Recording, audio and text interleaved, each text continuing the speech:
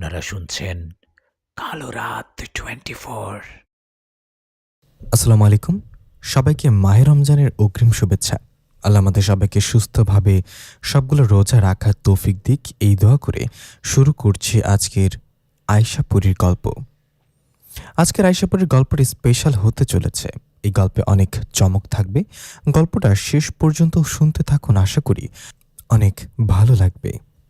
যারা চ্যানেলটি সাবস্ক্রাইব করেনি তারা সাবস্ক্রাইব করে দিন। আমি শুরু করছি আয়শাপুরীর স্পেশাল গল্প।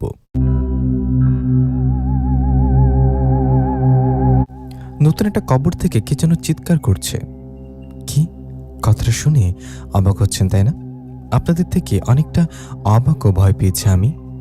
ঘুরতে তখন রাত 9টা। আমি ফিরছিলাম আমার ফুপুর বাড়ি থেকে। আমি এই কবরস্থানের পথ দিয়ে বিকালে ফুপুর বাড়িতে যাওয়ার সময় দেখছিলাম এখানে একটা লাশের জানাজা করাতে। আমার মনে হয় সেই নতুন কবরটা থেকে আওয়াজ আসছে। আশেপাশে কোনো বাড়িঘর নেই, কবরস্থানটা ফাঁকা জায়গায়। আমি কবরস্থানের পাশে নতুন ওই কবর থেকে আওয়াজ শুনে ভয় পেয়ে আমার আয়শাপুরী বউকে বললাম এবং আমার কাছে ডাকলাম। আয়শাপুরী বিষয় যারা জানেন না তাদের বলছি, আমি লেখক মোহাম্মদ নিশাত। আয়শাপুরী আমার বউ, বাস্তবে না গল্পে।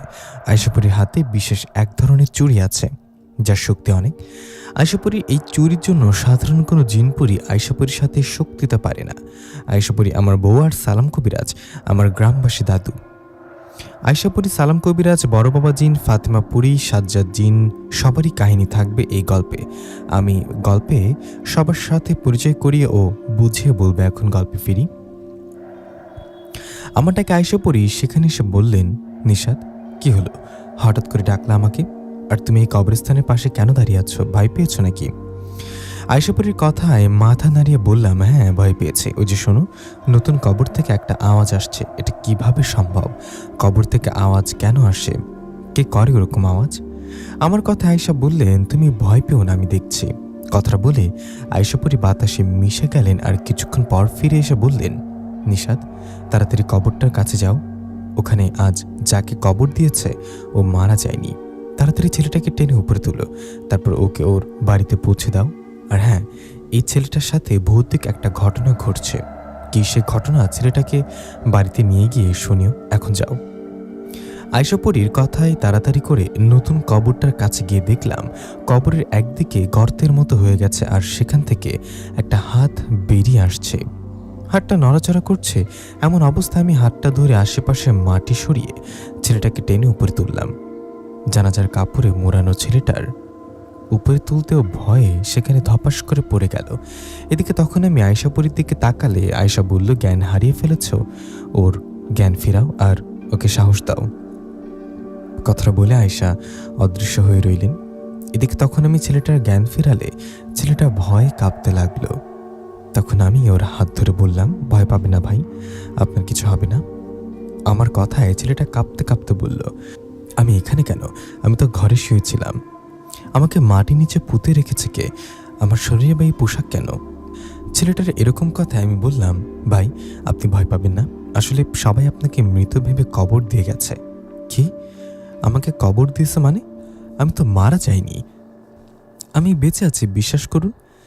তখন আমি বললাম, ভয় পাবেন না ভাই, আমি জানি আপনি মারা যাননি। আপনি চলুন আমার সাথে। আপনার বাড়ি কোথায়? কোনটা আপনার বাড়ি?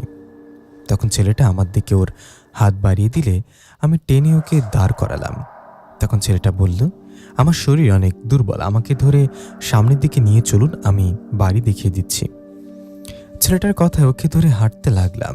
এদিকে তখন আয়শাপুরী অদৃশ্যভাবে আমার পেছন পেছন আসছে। আমি ছেলেটাকে ধরে সামনের দিকে গেলে ও সামান পেছনে তাকিয়ে বলল, ওই যে ওইটাই আমার বাড়ি। ছেলেটার কথায় ওকে নিয়ে ওর বাড়িতে গেলাম। ওর বাড়িতে তখনও প্রায় সবাই জেগেছিল। বাড়ির ছেলে মারা গেলে কে বা তাড়াতাড়ি ঘুমায়। তো আমি ছেলেটাকে বাড়িতে নিয়ে যাওয়ার সময় ছেলেটা ওর মা ও বাবাকে ডাক দিলেন। ছেলেটা ডাকে ওর মা বাবা সহ কয়েকজন তাড়াহুড়া করে দরজা খুলে বাইরে বের হয়ে আমাকে ও ছেলেটাকে দেখে চিৎকার করে উঠল। কেউ বা চিৎকার করে ভয় জ্ঞান হারিয়ে ফেললো, কেউ বা আমাদের থেকে দূরে দাঁড়িয়ে চিৎকার করতে লাগলো। সবার চিৎকার দেখে আমি বুঝতে পারলাম সবাই ভয় পেয়েছে। তখন আমি বললাম, আরে আপনারা ভয় পাবেন না, আপনাদের বাড়ির ছেলে মারা যায়নি, বেঁচে আছে। আমার কথা এবার সবাই চিৎকার থামিয়ে আস্তে আস্তে ছেলেটার কাছে এসে ওকে জড়িয়ে ধরে কান্না করতে লাগলেন। এদিকে মুহূর্তের মধ্যে সে গ্রামে খবর ছড়িয়ে পড়ল মারা যাবার পর ছেলেটা ফিরে আসছে, কবর থেকে উঠে আসছে। তাই ছেলেটাকে দেখতে কিছুক্ষণের মধ্যে বাড়ি ভরে গেল। সবাই আসছে আর ছেলেটাকে দেখছে। সবাই ছেলেটাকে দেখে অবাক হয়ে জিজ্ঞাসা করলো কিভাবে কবর থেকে উঠে আসলো। সবার কথায় ছেলেটা আমার কথা সবাইকে খুলে বললেন। এভাবে সেখানে রাত গভীর হলে আস্তে আস্তে সবাই চলে গেলেন। তখন সেখানে রইলেন ছেলেটা ও তার পরিবার ও আত্মীয় স্বজনরা। তখন আমি বললাম ওকে গোসল করিয়ে পোশাক পরান। আমার কথা মতো তাই করা হলো। ছেলেটাকে গোসল করিয়ে পোশাক পরানো হলো। এরপর সবাই আমাকে নিয়ে ঘরে বসলেন আর সবাই আমাকে ধন্যবাদ দিতে লাগলেন। আমি না থাকলে হয়তো ছেলেটাকে কবর থেকে টেনে উপরে কেউ তুলতো না, পরে ও ওখানেই মারা যেত। সবাই আমাকে ধন্যবাদ দেয়ায় আমি ছেলেটাকে বললাম, আচ্ছা আপনার নাম কি? তখন ছেলেটা বলল, আমার নাম আমিনুল। তখন আমি বললাম, আচ্ছা আমিনুল ভাই, সবাই আপনাকে লাশ ভেবে মাটি দিয়ে আসলো কেন? এখানে নিশ্চয়ই কোনো কাহিনী আছে। আপনার সাথে ভৌতিক নিশ্চয়ই কোনো ঘটনা ঘটেছে। কি সে ভৌতিক ঘটনা? খুলে বলুন তো। আমার কথা জবাবে আমিনুল নামে ছেলেটা বলল, হ্যাঁ ভাই, আপনি ঠিক বলেছেন, আমার সাথে অদ্ভুত একটা ভয়ানক ঘটনা ঘটেছে। আপনাকে সবই খুলে বলবো, তার আগে বলেন তো আপনি কে, বাড়ি কোথায় আপনার? আমিনুলের কথার জবাবে আমি বললাম, আমার নাম মোহাম্মদ নিশাদ, আমার বাসা এখান থেকে বেশ দূরে। আমি আমার ফুপুর বাড়িতে বেড়াতে গিয়েছিলাম। ফুপুর বাড়ি থেকে ফেরার পথে কবরস্থানের পাশে আসতে আপনার আওয়াজ শুনে এরপর সাহস করে গিয়ে আপনাকে উপরে টেনে তুলি। আমার কথা আমিনুল বললেন, ও আপনাকে আবারও ধন্যবাদ ভাই। আপনি আমার সাথে কি ভৌতিক ঘটনা ঘটছে সেটা জানতে চাইছেন? তাহলে শুনুন। আমি আশা নামে একটা মেয়েকে ভালোবাসি। ওর বাড়ি আমাদের গ্রামেই। আমি যে আশাকে ভালোবাসি এই কথাটা আগে কেউ জানতো না, এখনো তেমন কেউ জানে না। তো কিছুদিন আগে আশার সাথে একটা ঘটনা ঘটে। আশাকে একটা জিন ধরে। জিনটার নাম হলো রবি। সে রবি নামে জিনটা আশাকে ধরায় আশার বাবা মা আশাকে একজন কবিরাজ দেখান। পরে সে কবিরাজ আশাকে দেখে আশার শরীরে সেই জিনকে হাজির করান। জিনটা আশার শরীরে হাজির হয়ে কবিরাজকে বলেন ও আশাকে পছন্দ করে আশাকে বিয়ে করতে চায়। জিনটা কথায় কবিরাজ রবি জিনটাকে অনেক ছাড়ানোর চেষ্টা করে কিন্তু পারে না। অবশেষে ব্যর্থ হয়ে ফিরে যায় কবিরাজ। এরপর আশার মা বাবা অন্য একটা কবিরাজকে দেখান আশাকে। এরপর সেই কবিরাজ আশাকে ঝাড়ফুঁক করে তাবিজ দেন, কিন্তু এতে কোনো লাভ হয় না। সে রবি জিন সবসময় আশার কাছে আসে। আশার সাথে কথা বলতে গেলে আশা জিনটাকে আমার কথা বলে। আশা জিনটা বলে, আমি আমিনুল নামে একটা ছেলেকে ভালোবাসি, বিয়ে করলে ওকেই করব। আশার মুখে আমার কথা শোনার পর থেকে সে রবি জিন আমার পেছনে লাগে। সে রবি নামে জিনটা আমাকে নানান রকম ভাবে ভয় দেখাতে থাকে। শুরুতে স্বপ্নে, পরে বাস্তবে সরাসরি আমাকে আমার সামনে আসে। রবি জিন সরাসরি আমার সামনে এসে বলে, এই শোন, আশাকে একদম ভুলে যাবি। আমি ওকে পছন্দ করি, ওকে বিয়ে করব। আজকের পর তুই আশার সাথে কোনো রকম যোগাযোগ করবি না। যদি করিস তাহলে তোর ক্ষতি হয়ে যাবে। জিনটার কথায় আমি ভয় পেয়ে গেলেও আশাকে ভুলি না। কিভাবে ভুলবো? 2 বছরের ভালোবাসা আমাদের। আমি আশাকে না ভুলে এবার নিজে কবিরাজের সন্ধান করতে থাকি। অনেক খোঁজাখুঁজি করে একজন তান্ত্রিকের সন্ধান পাই। ওনার নাম তারানাথ তান্ত্রিক। তারানাথ তান্ত্রিকের খোঁজ পাবার পর ওনাকে সব ঘটনা খুলে বলি। তারানাথ তান্ত্রিককে এটাও বলি ওই রবি নামে জিনটাকে আশার কাছ থেকে ছাড়াবেন, ও যেন আশার আশেপাশে আর না আসে, আমার কোনো ক্ষতি না করে। আমার কথা তারানাথ তান্ত্রিক বলেন, তোর কাজটা আমি করতে পারবো, এর জন্য তোকে বেশ কিছু টাকা দিতে হবে আমাকে, আর আরেকটা কাজ করতে হবে তোকে। তান্ত্রিকের কথায় কি কাজ করতে হবে এটা জিজ্ঞাসা করে উনি বললেন, তোকে নতুন কবর হওয়া আর কোনো কবরের মাটি ও শ্মশানে দাহ করা কোনো লাশ ফেলে রাখা একটু ছাই আমাকে এনে দিতে হবে। এটা আনলে আমি জিনটাকে আশার জীবন থেকে চিরদিনের জন্য রবি জিনটাকে ছাড়িয়ে দিতে পারি। তান্ত্রিকের কথায় নিজের ভালোবাসার মানুষের রক্ষার্থে তাই করলাম। তান্ত্রিকের কথা মতো পরের দিনই নতুন কবর হওয়ার কবরে একটু মাটি ও শ্মশানে দাহ করা লাশের ছাই এনে তারানাথ তান্ত্রিককে দেই। আমি কবরের মাটি ও শ্মশানের ছাই তান্ত্রিককে দেয়ায় তান্ত্রিক বললেন, তোর কাজ আজকে রাতেই হয়ে যাবে, তুই নিশ্চিন্তে বাড়িতে গিয়ে শুয়ে পড়, আর যাবার আগে আমার হাদিয়াটা আমাকে দিয়ে যা। তান্ত্রিকের কথায় ওনার হাদিয়া মানে টাকাটা আমি দিয়ে বাড়িতে চলে আসি। এদিকে তান্ত্রিক কথা মতো সেদিন রাতে কাজও হয়। আশার কাছে রবি নামের জিনটা আর আসে না। রুবিজিন আশার কাছে না আসায় আমি ভাবি ঝামেলা দূর হয়েছে, কিন্তু আমার ভাবনা ভুল প্রমাণ করে আমার সাথে শুরু হয় এক নতুন ঘটনা। রুবিজিনটাকে ছাড়ানোর 2 দিন পর এক রাতে আমার কাছে আসে একজন জিন। সে জিনটা এসে আমাকে বলে, তুই এটা কি করলি? তুই আমার ছেলেকে বন্দি কেন করালি? ওনার কথা আমি অবাক হয়ে বললাম, আমি কখন আপনার ছেলেকে বন্দি করালাম?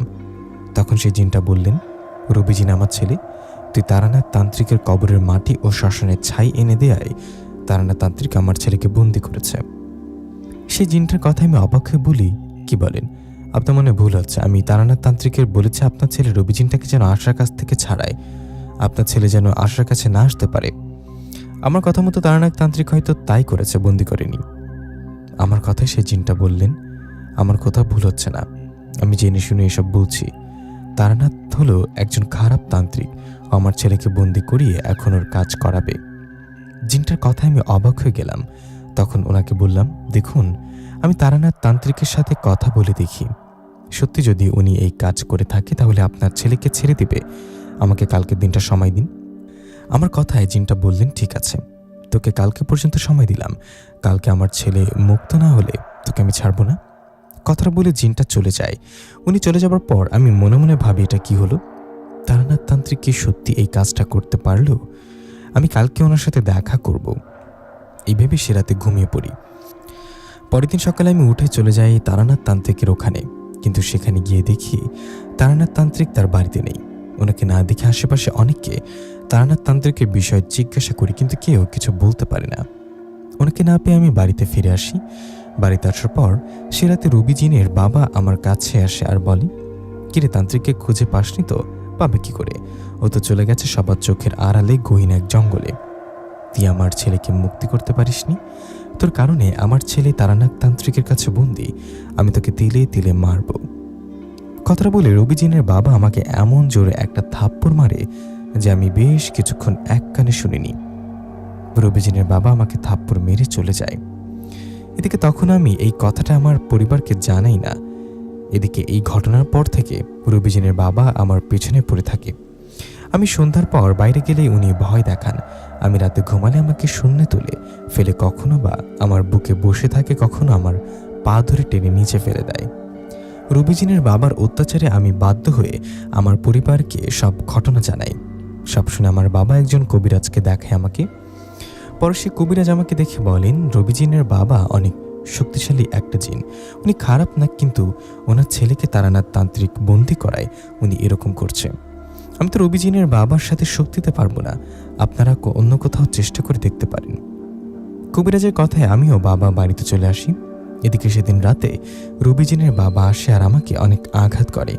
রুবিজিনের বাবার আঘাতে আমি জ্ঞান হারিয়ে ফেলি। আমার যখন জ্ঞান ফেরে তখন আমি দেখি আমাকে ঘিরে বসে আছে সবাই। আমার জ্ঞান ফিরতে ফিরতে জানতে পারি আমি নাকি জ্ঞান হারিয়ে পড়েছিলাম পুকুর পাড়ে। আমি পুকুর পাড়ে কীভাবে গেলাম সেটা জানি না। আমার পেছনে রুবিজিনের বাবা লেগেছে আশার জন্য। আশাকে ভালোবেসে ওর জন্য তারানাথ তান্ত্রিকের কাছে গিয়েছি। এসব সবার জানাজানি হবার পর আমার বাবা আশার বাবার সাথে কথা বলে আর আমার ও আশার বিয়ে ঠিক করে। আশার সাথে বিয়ে ঠিক হওয়ায় আমি অনেক খুশি হই। কালকে আশার সাথে আমার বিয়ে হওয়ার কথা, আর আজকে সবাই আমাকে মাটি দিয়ে আসছে। জানি না আমার কি হয়েছে, আমি শুধু এটা জানি দুপুরে খাওয়া দাওয়া করে আমি একটু ঘুমিয়েছিলাম।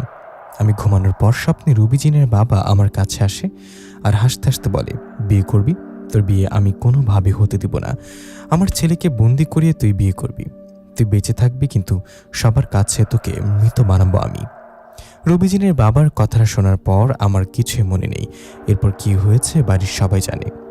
আমিনুল নামে ছেলেটার মুখে এসব কথা শুনে আমি আমিনুলের বাবাকে বললাম, চাচা, তারপর আপনি বলুন আপনারা কেন আপনাদের ছেলে আমিনুলকে কবর দিলেন। আমার কথা আমিনুলের বাবা বললেন, আমরা তো আর শখ করে আমিনুলকে কবর দিইনি বাবা। ও দুপুরে ঘুমানোর পর একটা দরকারে ওর মা ওকে ডাকতে যায়, কিন্তু আমিনুল ডাক শোনে না। পরে ওর শরীর ঝাঁকি দিয়ে ডাকতে গেলে ওর মা বুঝতে পারে আমিনুলের শরীর অনেক ঠান্ডা হয়ে। এরপর ওর মা আমাদের সবাইকে ডাকে। ওর মায়ের ডাকে আমরা গিয়ে আমিনুলকে ডাকতে থাকি, কিন্তু ও ওঠে না। ওদিকে তখনও শ্বাস প্রশ্বাস চেক করে দেখি ওগুলোই চলছে। নিঃশ্বাস চলছে না দেখে আশেপাশের অনেকে নিশ্চিত করে ও বেঁচে নেই, মারা গেছে।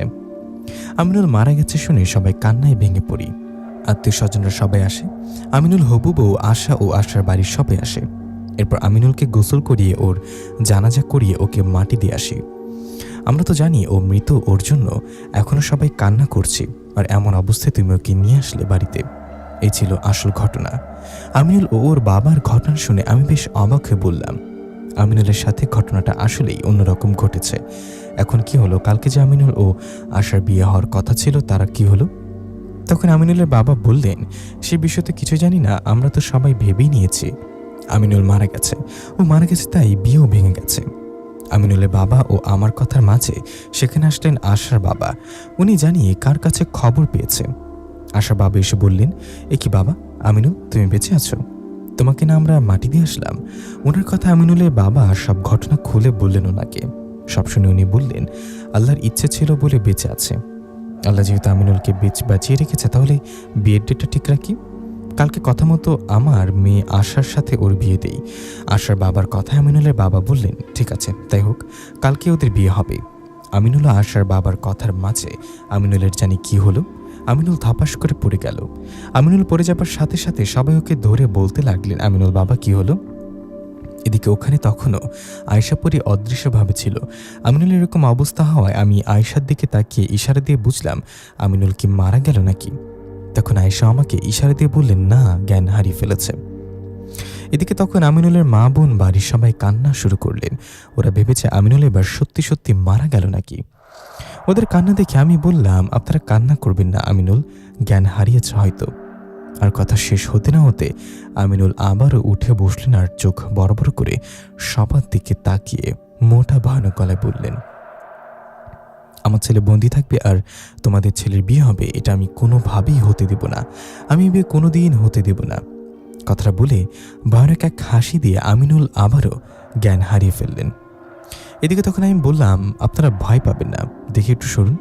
আমার কথায় ওরা একটু সরলে আমি আমিনুলকে দেখে বললাম, ও জ্ঞান হারিয়েছে, ওর জ্ঞান ফেরান। তখন সবাই আমিনুলের জ্ঞান ফেরালেন। আমিনুলের জ্ঞান ফেরানোর পর আমি ওদের বললাম, দেখুন এভাবে অস্বাভাবিক অনেক ঘটনা আছে। রবিজিনের বাবা কোনোভাবেই এই বিয়ে হতে দিবে না। আমার মনে হয় আগে রবিজিনের বাবার সাথে কথা বলতে হবে, তারপর এদের বিয়ে দিতে হবে। আপনারা কোনো কবিরাজের মাধ্যমে রবিজিনের বাবার সাথে কথা বলেন, ওনাকে বোঝান, নইলে কাল বিয়ের আগে আবার কোনো ঘটনা ঘটবে। আমার কথা আমিনুলের বাবা বললেন, তোমার তো দু একজন কবিরাজের কাছে গিয়েছিলাম, কবিরাজ তো কিছুই করতে পারিনি। ওনার কথা আমি বললাম, আমি আপনাদের একজন কবিরাজের ঠিকানা দিয়ে যাই, ওনার নাম সালাম কবিরাজ। সালাম কবিরাজ আমার গ্রামবাসী দাদু। আপনার কালকে ওনার কাছে যাবেন আর আমার সাথে কথা বলবেন, বলবেন আপনার নাতি নিশাত আপনার কাছে আসতে বলেছে। এরপর আমিনুল সাথে সব ঘটনা খুলে বলবেন। আশা করি উনি যতটা পারেন সাহায্য করবেন। সমস্যা নেই, আমি থাকবো সালাম দাদুর কাছে, আপনারা আসবেন কালকে। এই বলে আমি সালাম দাদুর বাড়ির ঠিকানা দিয়ে সেখান থেকে আসতে চাইলে ওনারা আমাকে থাকার অনেক অনুরোধ করতে লাগলেন, কিন্তু আমি ওখানে থাকবো না, তাই সবার কাছে বিদায় নিয়ে বাড়ির দিকে রওনা করলাম। আমি বাড়ির দিকে আসার সময় আয়শা আসলেন আমার কাছে। আয়শা আশায় ওর হাত ধরে হাঁটতে হাঁটতে বললাম, তোমার কথাই ঠিকই, আমিনুলের ঘটনাটা আসলে রহস্যময় ও মজার। আচ্ছা, রাত তো অনেক হয়েছে, আমি ফুপুর বাড়ি থেকে এখনো বাড়িতে ফিরিনি মা, বাবা চিন্তা করছে তো? আমার কথা জবাবে আয়শা বললেন, আমি মা বাবাকে বলে এসেছি, চিন্তা করো না। আয়শার কথায় চিন্তামুক্ত হয়ে ওর সাথে চলে গেলাম বাড়িতে। বাড়িতে আসায় মা আওয়াজ পেয়ে ওনার ঘর থেকে বললেন, নিশাত ঘরে খাবার রাখা আছে, বোমা সহ খেয়ে ঘুমা। মায়ের কথায় আমি হাত মুখ ধুয়ে ঘরে আসলাম। ঘরে এসে আয়শা সহ খাবার খেয়ে ঘুমিয়ে গেলাম। পরের দিন সকাল 11টার দিকে আয়শা বললেন, নিশাত সালাম দাদুর বাড়িতে যাও, আমিনুলের বাবা ও আমিনুল ওখানে আসছে মনে হয়। আয়শার কথায় আমি চলে গেলাম সালাম দাদুর বাড়িতে। ওখানে যাওয়াই দেখলাম সত্যি আমিনুল ও ওর বাবা আসছে সেখানে। এদিকে আমি সেখানে যাওয়ায় সালাম দাদু বললেন, নিশাত বস, তুই কি এদের আসতে বলেছিলি? হ্যাঁ দাদু, আমি ওদের বলেছি, দেখো তো কি করা যায়। আমার কথায় সালাম দাদু আমিনুলের সব ঘটনা শুনলেন। তখন আমিনুলের বাবা বললেন, কবিরাজ সাহেব আপনি দয়া করে আমাদের সাথে চলুন। তখন সালাম দাদু বললেন, আপনাদের বাড়িতে এখন যেতে হবে না, আমি এখান থেকে রবিজিনের বাবাকে হাজির করাতে পারবো, আপনারা একটু অপেক্ষা করুন, আমি রবিজিনের বাবাকে হাজির করি। কথাটা বলে সালাম দাদু রবিজিনের বাবাকে হাজির করলেন। রবিজিনের বাবা সরাসরি হাজির হয়ে দাদুকে সালাম দিলেন। সালামের উত্তর দিয়ে সালাম দাদু বললেন, আপনাকে কেন এখানে হাজির করেছি নিশ্চয়ই বুঝতে পারছেন। সালাম দাদুর কথা জবাবে রুবিজিনের বাবা বললেন, আমি কেন আমিনুলের বিয়ে হতে দেই না এটাও নিশ্চয়ই আপনি জেনে গেছেন। আমার ছেলে তারানাথ তান্ত্রিকের কাছে বন্দি। আমার ছেলেকে ফেরত না পাওয়া পর্যন্ত আমি এরকম পাগলামি করব। আমি আমিনুলের বিয়ে হতে দিব না, আর ওকে মেরে ফেলব। আপনি কবিরাজ মানুষ, আমাকে ডেকেছেন, আপনাকে সম্মান করে বলছি আমার ছেলেকে ফিরে দিন, আমি এদের কিছুই করব না। তখন সালাম দাদু বললেন, আচ্ছা আপনার কথা বুঝলাম, আপনার ছেলেকে যদি তারানাথ তান্ত্রিকের কাছ থেকে মুক্তি করা হয় তখন আবার আপনার ছেলে আশার পেছনে লাগবে না তো? তখন কবিরাজ জিনের বাবা বললেন, না, আমি কথা দিচ্ছি আমার ছেলে মুক্ত হলে আমি ওকে নিয়ে চলে যাব। আমার ছেলে আশার কাছে আর আসবে না। আমি নিল আশার বিয়ে তখন হবে, কোনো সমস্যা হবে না। রুবিজিনের বাবার কথায় সালাম দাদু বললেন, আপনার কথায় আমরা একমত, কিন্তু তারানাথ তান্ত্রিক তো বাড়িতে নেই। ও কোথায় আছে, কিভাবে আছে, এটা আমাদের জানতে আমাদের একটু সাহায্য করুন। আপনি শুধু এটা বলুন তারানাথ তান্ত্রিক এখন আছে কোথায়, বাকিটা আমি দেখে নেব। সালাম দাদুর এরকম কথায় রুবিজিনের বাবা বললেন, ঠিক আছে, আপনারা একটু অপেক্ষা করুন, আমি খোঁজ নিয়ে আসছি। এই বলে রুবিজিনের বাবা চলে গেলেন আর বেশ কিছুক্ষণ পর খোঁজ নিয়ে আসলেন। উনি খোঁজ নিয়ে আসার পর সালাম দাদুকে বললেন, তারানাথ তান্ত্রিক আছে এক পাহাড়ি জঙ্গলে। জঙ্গলের সেই জায়গায় সাধারণ কোনো মানুষ যায় না। তারানাথ তান্ত্রিক ওখান থেকে তন্ত্র মন্ত্র সাধনা করে নিজেকে শক্তিশালী করে তবে বাড়ি ফিরবে। এই বলে পুরো ঠিকানা খুলে বলেন, আর কিভাবে যেতে হবে সেটাও বলেন। সব শুনে সালাম দাদু বললেন, আচ্ছা ঠিক আছে, আপনি চলে যান, আমাকে 2-1 দিন সময় দিন। আশা করি আল্লাহ রহমতে 2-1 দিনের মধ্যে রুবিজিনকে মুক্ত করতে পারবো। দাদুর কথায় রুবিজিনের বাবা চলে যায়। এদিকে তখন সালাম দাদু আমিনুল ও তার বাবাকে বলেন, সবই তো শুনলেন, এখন আমার প্রথম কাজ হলো তারানাথ তান্ত্রিকের কাছে যাওয়া আর ওর সাথে সামনাসামনি কথা বলা। আপনার বাড়িতে চলে যান আপনারা, আমি তারানাথ তান্ত্রিকের সাথে কথা বলতে আজকেই যাব। পরে কি হয় না হয় আপনাদের জানাবো, কেমন? সালাম দাদুর কথায় আমিনুল ওর বাবা চলে গেলেন। এদিকে তখন আমি দাদুকে বললাম, দাদু কি করবা, একাই কি যাবো ওই জঙ্গলে? তখন দাদু বলল, তুই থাকতে একা কেন যাব, চল তারানাথ তান্ত্রিকের সাথে জাদু মন্ত্রের খেলা খেলে আসি, দেখি তারানাথ তান্ত্রিক কত শক্তি। দাদুর কথায় আমিও কথা না বাড়িয়ে রাজি হয়ে গেলাম। তখন দাদু বললেন, বাড়িতে যাবি নাকি এখন বের হবি? দাদুর কথায় বললাম, বাড়িতে আর যাবো না, চলো এখনই বেরিয়ে পড়ি।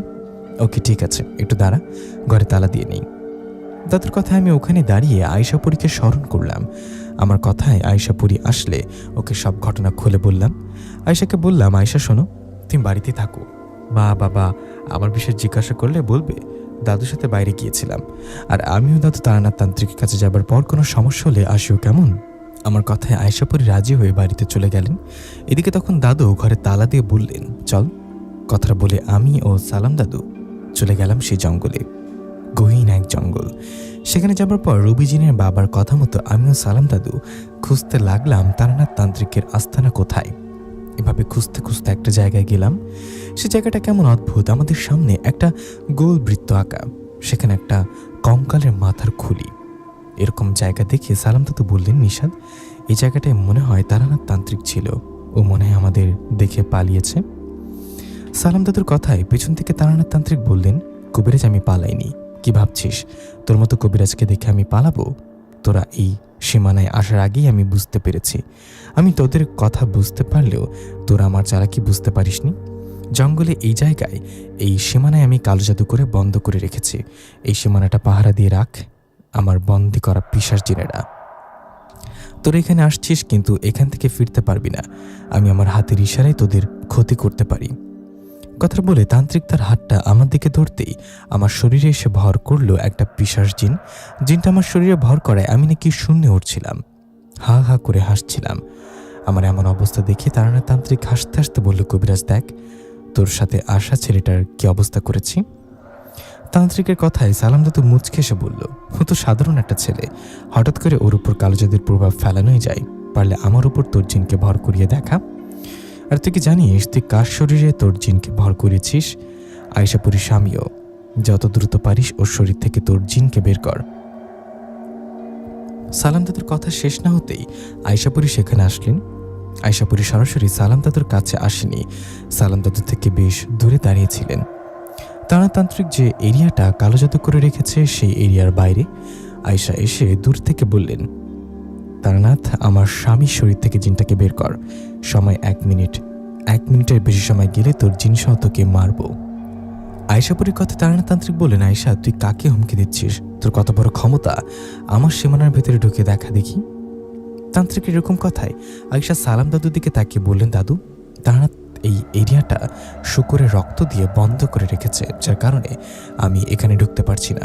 বুঝতে পারছেন তো এই জায়গাটা কিভাবে পবিত্র করতে হবে? আয়শাপুরীর কথায় সালাম দাদু বললেন, হ্যাঁ বুঝতে পারছি। কথাটা বলে সালাম দাদুর সাথে করে নিয়ে আসা জমজমের পানি তারানা তান্ত্রিকের সেই এরিয়ায় ছিটিয়ে দিতে লাগলেন আর দোয়া কালাম পড়তে লাগলেন। এভাবে বেশ কিছুক্ষণের মধ্যে তারানাথ তান্ত্রিকের সেই এরিয়াটা পবিত্র হয়ে গেলেন আর আয়শাপুরী ভেতরে ঢুকে আমাকে এসে ধরলেন। আয়শাপুরী আমাকে ধরার সাথে সাথে আমার শরীর থেকে জিনটা বেরিয়ে গেলেন। এদিকে তখন আয়শা তারানাথ জিনের দিকে তাকালে তান্ত্রিক বললেন, আয়শাপুরী আমার দিকে তাকিয়ে লাভ নেই, আমাকে স্পর্শ তুই করতে পারবি না, আমার শরীর অপবিত্র কিছু দ্বারা বন্ধ করা। তারানাথ তান্ত্রিকের কথায় সালাম দাদু আমাকে বললেন, নিশাদ তুইটা লাঠি নিয়ে আয় তো। দাদুর কথায় আমি তুইটা লাঠি নিয়ে আসলে সালাম দাদু একটা লাঠি নিয়ে বললেন, তারানাথ তুই কি এখন তোর শরীর থেকে সকল তাবিজ কবচ খুলে ফেলবি, নাকি যদি না খুলিস তো নিশাদ ও আমি মিলে তোকে পিটিয়ে মারবো, খোল এখনই। সালাম দাদুর কথায় তারানাথ তান্ত্রিক কোনো উপায় না পেয়ে বললেন, আমি বুঝতে পারছি তোরা রবিজিনকে মুক্ত করার জন্য এসব করছিস, তাই তো? আচ্ছা যা, আমি রবিজিনকে মুক্ত করে দিই। তারানাথ তান্ত্রিকের কথায় সালাম দাদু বললেন, আচ্ছা কর, রবিজিনকে মুক্ত কর। তখন তান্ত্রিক বললেন, ঠিক আছে, আমাকে একটু সময় দে, আমি কালো জাদুর মাধ্যমে রবিজিনকে বন্দি করছি, কালো জাদু কাটাতে হবে। তান্ত্রিকের কথায় দাদু রাজি হলে তারানাথ তান্ত্রিক কি জানি পড়তে লাগলেন। তারানাথ তান্ত্রিক বিড়বিড় করে মন্ত্র পড়তে পড়তে হঠাৎ করে তার হাতে থাকা ধুলার মতো কিছু একটা আয়শার শরীরে ছিটিয়ে দিতে লাগলেন। তান্ত্রিক ধুলার মতো জিনিসটা আয়শার শরীরে ছিটিয়ে দেওয়ার সাথে সাথে আয়শা ছটফট করতে লাগলেন। এদিকে এমন সময় তান্ত্রিক হা হা করে হাসতে হাসতে বললেন, আমাকে হুমকি দেয়া তাই না? এখন দেখ আয়শাপুরী তোকে কিভাবে বন্দি করি। কথাটা বলে তারানাথ তান্ত্রিক হাতে একটা বোতল নিয়ে বিড়বিড় করে মন্ত্র পড়তে লাগলেন। এদিকে এমন অবস্থায় সালাম দাদু চুপ করে থাকলেন না। সালাম দাদু জমজমের পানি আয়শার শরীরে ছিটিয়ে দিতে লাগলেন আর জোরে জোরে কোরআনের আয়াত পড়তে লাগলেন। সালাম দাদু কোরআনের আয়াত পড়ে আর তান্ত্রিক ওনার জানা মন্ত্র পড়ে। এভাবে চলছে দুজনের চেষ্টা। তারানাথ তান্ত্রিক চেষ্টা করছে আয়শাকে বন্দি করতে, কিন্তু সালাম দাদুর জন্য পারছে না। এভাবে বেশ কিছুক্ষণ চলে যাবার পর তারানাথ তান্ত্রিক থেমে গেলেন আর তখনই সালাম দাদু আবারও আয়শাপুরীর শরীরে জমজমের পানি ছিটিয়ে কি যেন একটা পরে ফু দিলেন। সালাম দাদু আয়শার শরীরে ফু দেওয়ার পর আয়শা ছটফট করা বন্ধ করে স্বাভাবিক হয়ে গেলেন। এদিকে তখন তারানাথ তান্ত্রিক কোনো উপায় না পেয়ে তার বন্দি করা কয়েকটা পিশাচ জিনকে ডাকলেন। তান্ত্রিককে ডাকি পিশাচ জিনগুলো আসায় তান্ত্রিক আদেশ করলেন আয়শার আঘাত করতে। তান্ত্রিকের আদেশে সেই পিশাচ জিনগুলো আয়শাপুরীকে ধরার আগেই আয়শাপুরী ওদের ধরে আর আঘাত করতে থাকে। এভাবে বেশ কিছুক্ষণের মধ্যে আয়শা সকল পিশাচ জিনকে মেরে ফেলে। আয়শা পিশাচ জিনগুলোকে মেরে ফেলার পর কোনো কথা না বলে তারানাথ তান্ত্রিকের বুকে আঘাত করে। আয়শার আঘাতে তারানাথ তান্ত্রিক দূরে একটা গাছের সাথে বাড়ি খেয়ে পড়ে যায়। তখন তান্ত্রিকের মুখ দিয়ে রক্ত পড়ছিল। এমন সময় তান্ত্রিক কষ্ট করে উঠে আয়শার দিকে তাকিয়ে অনুরোধ করে বলে, আয়শাপুরী মাফ কর আমাকে, আমি এখনই রবিজিনকে মুক্ত করে দিচ্ছি আর কথা দিচ্ছি কখনো তোর পিছনে লাগতে আসবো না। তান্ত্রিকের কথায় আয়শা বললেন, রবিজিনকে মুক্ত কর। আয়শার কথায় তান্ত্রিক তখনই রবিজিনকে মুক্ত করে দেন। রবিজিনকে মুক্ত করে তান্ত্রিক বলেন, আয়শাপুরী তোর কথা মতো রবিজিনকে মুক্ত করেছি, এখন আমাকে ছেড়ে দে। তান্ত্রিকের এরকম কথায় আয়শা বলেন, আমি তোর মতো তান্ত্রিককে হারে হারে চিনি, তুই যেভাবে হোক প্রতিশোধ নেওয়ার চেষ্টা করবি, আমি তোকে ছেড়ে দেব, কিন্তু সেটা পাহাড়ের উপরে থেকে। তোর ভাগ্য থাকলে বেঁচে যাবি, নইলে মারা যাবি। আয়শার কথা তারানাথ তান্ত্রিক ভয়ে বলতে লাগলেন, না না না আয়শা ছাড় আমাকে, আমাকে পাহাড় থেকে ফেলিস না। কিন্তু আয়শা তারানাথ তান্ত্রিকের কথা না শুনে ওর একটা পা ধরে ওকে পাহাড়ের উপরে নিয়ে গিয়ে সেখান থেকে নিচে ফেলে দিলেন। আয়শা তান্ত্রিককে পাহাড় থেকে ফেলে দিয়ে আবারও আমাদের কাছে আসলেন। তখন আমি আয়শাকে তান্ত্রিকের বিষয়ে জিজ্ঞাসা করলে আয়শা বলেন, ওকে পাহাড়ের উপর থেকে ফেলে দিয়েছে, জানি না বেঁচে আছে না মারা গেছে, ওর কথা বাদ দাও, তোমরা বাড়িতে চলো, এই জঙ্গল থেকে ফিরতে ফিরতে সন্ধ্যা হয়ে যাবে। কথাটা বলে সেখান থেকে বাড়ির দিকে আসতে লাগলাম। আয়শা ও আমার সাথে আসছিল। আমরা হাঁটতে হাঁটতে বেশ কিছুটা দূরে আসার পর রবিজিনের বাবা আসে আমাদের কাছে। তখন সালাম দাদু বলেন, আমরা আমাদের কথা রাখলাম, আপনার ছেলে তো মুক্ত তাই না, এখন আপনি আপনার কথা রাখেন, আপনার ছেলে যেন আজকের পর আয়শার কাছে না আসে। আমি আমিনুল নামে ছেলেটাকে ও আশার বিয়ের কথা বলে দিব ওকে। সালাম দাদুর কথায় রুবিজিনের বাবা বললেন, ঠিক আছে, তাই হবে, আমি আমার কথা রাখবো। আপনাদের ধন্যবাদ আমার ছেলেকে মুক্ত করানোর জন্য। কথাটা বলে চলে গেলেন রুবিজিনের বাবা। উনি চলে যাবার পর আমরাও সেখান থেকে চলে আসলাম বাড়ির দিকে। বাড়িতে আসার পর দাদুকে বললাম, তো দাদু বাড়িতে যাও, আমি আমার বাড়িতে যাই। আমার কথায় সালাম দাদু ওনার বাড়িতে চলে গেলেন। এদিকে তখন আমি চলে গেলাম আমার বাড়িতে। আমিও আয়শাপুরি বাড়িতে যাবার পর মা বললেন, নিশাত কোথায় গিয়েছিলি? বাজার করতে হবে, বাজারে গিয়ে যা যা লাগবে নিয়ে আয়। মায়ের কথা আমি হাত মুখ ধুয়ে বাজারে গিয়ে বাজার নিয়ে আসলাম। এই ঘটনার পর দিন আমিনুলের বাবা আবারও সালাম দাদুর কাছে আসায় সালাম দাদু ওদের বললেন, রবিজিনের বাবা আর কোনো ঝামেলা করবে না, আমিনুল ও আশার বিয়ে এখন দিতে পারো। সালাম দাদুর কথায় খুশি হয়ে চলে যায় আমিনুল ও তার বাবা। এদিকে এই ঘটনার পর কেটে যায় 3টা দিন। 3 দিন পর একদিন সন্ধ্যা হবার আগে আমি শুয়েছিলাম। তখন আয়শাপুরি বলল, এই আমাদের ছেলে ইয়ামিনকে নিয়ে আসো, ও বাইরে ছেলেগুলোর সাথে খেলা করছে, একটু পর সন্ধ্যা হয়ে আসবে। আয়শা কথায় মুচকে এসে বললাম, তুমি যাও না, তুমি কি ওদের নিয়ে আসো? আমার কথায় আয়শা এসে বললেন, আমি যে পড়ি, আমি মানুষ হলে ঠিকই যেতাম। তখন আমি বললাম, কেন, একটা মেয়ের রূপ নিয়ে যাও। তাই না, আমি যদি মেয়ের রূপ নিয়ে আমাদের ছেলে ইয়ামিনকে আনতে যাই, তখন আশেপাশের বাড়ির ভাবিরা যদি জিজ্ঞাসা করে আমি কে, তখন কি বলবো? আয়শা কথা ওর দিকে তাকিয়ে বললাম, বলবা তুমি আমার শালি। কি শালি? এত শখ বউকে শালি বানানোর? তখন আমি হাসতে হাসতে বললাম, হ্যাঁ, শখ থাকবে না, আমার তো কোনো শালি নেই, তাই বউকে শালি বানাতে ইচ্ছে করে। কথাটা বলে ওকে বললাম, থাকো, আমি ইয়ামিনকে নিয়ে আসি। কথাটা বলে পাশে থাকা ফাঁকা মাঠে গিয়ে দেখলাম ইয়ামিন একটা জায়গায় দাঁড়িয়ে আছে। ওকে দেখে আমি কোলে নিয়ে বললাম, ইয়ামিন বাবা চলো, আমি বাড়ি যাই, অনেক খেলা করেছ। কথাটা বলে ইয়ামিনকে কোলে নিয়ে বাড়ির দিকে আসতে লাগলাম। বাড়ির দিকে আসার সময় ইয়ামিন কোনো কথা বলছিল না। ও কিছু না বলায় আমি স্বাভাবিকভাবে ওকে নিয়ে বাড়িতে আসলাম। বাড়িতে এসে দেখলাম আয়শা ও মা ঘরে রান্না করছে। এদিকে আমি ইয়ামিনকে নিয়ে ঘরে বিছানায় বসে কথা বলছিলাম। অন্যদিন ইয়ামিন আমার সাথে খেলা করতে আসতো, কিন্তু আজ কেন জানি চুপচাপ হয়ে আছে। ইয়ামিন চুপচাপ আছে দেখে বললাম, বাবা কথা বলছো না যে, কিছু হয়েছে কি? এদিকে তখন আয়শা ঘরে এসে বলল, কি হয়েছে? তখন আমি বললাম, দেখো না, ইয়ামিন কেমন চুপচাপ হয়ে আছে। আমার কথায় আয়শা ইয়ামিনের দিকে তাকিয়ে বলল, বাবা কি হয়েছে? বাবা কি হয়েছে কথাটা বলে থেমে গিয়ে আয়শা ছেলে ইয়ামিনের দিকে বেশ কিছুক্ষণ তাকিয়ে থেকে বললেন, এই কে তুই? আয়শার এমন কথায় আমি অবাক হয়ে বললাম, আয়শা কি বলো, কে তুই মানে কি? এটা তো আমাদের ছেলে ইয়ামিন। তখন আয়শা বলল, না নিশাত, এটা আমাদের ছেলে ইয়ামিন না, একটা পিশাচ জিন আমাদের ছেলের রূপ নিয়ে আছে। কি বলো আয়শা তুমি? এটা তো আমাদের ছেলে ইয়ামিন, ভালো করে দেখো। আমার কথা আয়শা বলল, নিশাত, ওর পাশ থেকে এক্ষুনি সরে যাও, আমার কাছে আসো। আয়শার কথায় আমি আমার ছেলে ইয়ামিনের দিকে তাকিয়ে আয়শার পাশে যেতেই ছেলে ইয়ামিন কান্না করতে লাগলো। তখন আয়শাপুরি বলল, এই তোর মায়া কান্না বন্ধ কর, তাড়াতাড়ি নিজের আসল রূপে ফিরে আয়। আয়শার কথা ইয়ামিন আয়শার দিকে তাকিয়ে রইল। তখন আয়শা রেগে বললেন, তোর আসল রূপে আসবি নাকি মেরে ফেলবো? আয়শার কথায় এবার আমাকে চমকে দিয়ে আমাদের ছেলে ইয়ামিন তার রূপ বদলিয়ে ভয়ানক একটা পিশাচ জিনের রূপ নিলেন। আমাদের ছেলে পিশাচ জিনের রূপ নিয়ে আমি অবাক হয়ে আয়শাকে বললাম, আয়শা তুমি তো সত্যি বলেছ, ও তাহলে একটা পিশাচ জিন যে আমাদের ছেলের রূপে ছিল। তাহলে আমাদের ছেলে ইয়ামিন কোথায়? আমার কথায় সেই পিশাচ জিনটা বলল, আমাদের ছেলে কোথায়? আয়শাপুরির কথায় সেই পিশাচ জিনটা সেখান থেকে পালাতে গেলে আয়শা ওকে ধরে বাইরে গিয়ে শূন্যে তুলে একটা আছাড় মারলেন। পিশাচ জিনটাকে শূন্যে তুলে আছাড় মেরে রাগে কটমট করতে করতে আয়শা বললেন, তোকে শেষবারের মতো বলছি, বল আমাদের ছেলে ইয়ামিন কোথায়, আর তোকে কে আমার ছেলের রূপ ধরে এখানে পাঠিয়েছে? আয়শাপুরির কথা জবাবে সেই পিশাচ জিন এবার নিজের জীবন বাঁচাতে আয়শাকে বলেন, আয়শাপুরি আমাকে কিছু করবেন না, এখানে আমাদের কোনো দোষ নেই। আমাকে যিনি পাঠিয়েছে উনি একজন তান্ত্রিক, আমি ওনার গোলাম, উনি যা বলেন আমাকে তাই করতে হয়। পিশাচ জিনটার কথায় আয়শা বললেন, ও বুঝতে পেরেছি, তোকে তারানাথ তান্ত্রিক পাঠিয়েছে মনে হয়, তাই না? আয়শার এরকম কথায় সে পিশাচ জিনটা মাথা নাড়িয়ে বললেন, না, আমাকে তারানাথ তান্ত্রিক পাঠায়নি, আমাকে পাঠিয়েছে জগন্নাথ তান্ত্রিক। কি? জগন্নাথ তান্ত্রিকও আবার কে? জগন্নাথ তান্ত্রিকের সাথে আমার কি শত্রুতা? আমার ছেলে কি জগন্নাথ তান্ত্রিকের কাছে আছে? হ্যাঁ, আপনার ছেলে ইয়ামিন জগন্নাথ তান্ত্রিকের কাছে আছে।